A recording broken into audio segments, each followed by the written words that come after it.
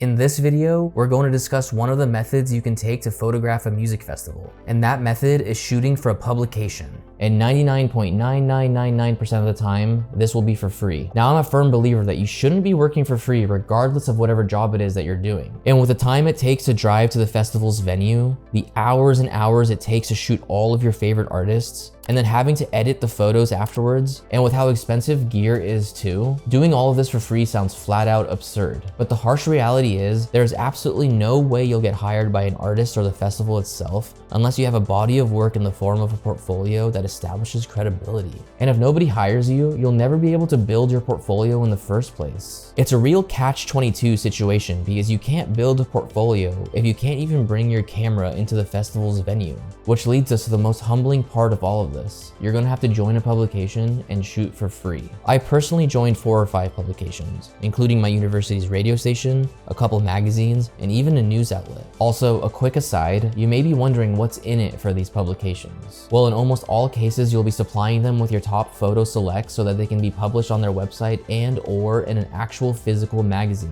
which is kind of cool. Along with the photos, some publications will expect a write-up from you about the festival as well. ChatGPT would have been so helpful back then.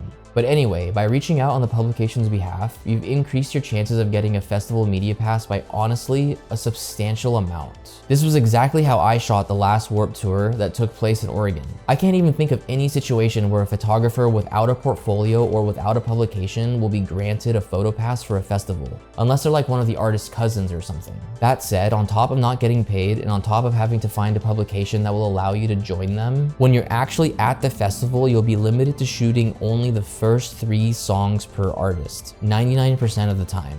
But the moment you're inside the festival grounds, I'd recommend focusing on the following. Shooting as many usable photos of the artist as you can, while under pressure and a time limit. Meeting as many people in the industry as you can. And even after the festival, dialing in your upload and editing workflow, like getting the content from your camera to your laptop and into Lightroom, and sending the high quality edited photos to the publication in a timely manner. Yes, you'll be doing all of this for free in the beginning, but this is the optimal time where you'll be building that foundation of skills that will eventually lead you to paying festival gigs. Because as you must know since you're watching this video, festival gigs have a higher barrier to entry, and there's a ton of competition. Thank you for watching, liking, and subscribing, guys. This was just one method to shoot a music festival. If you're interested in another method where you can actually get paid, hop into this video on the screen now, and I'll see you there.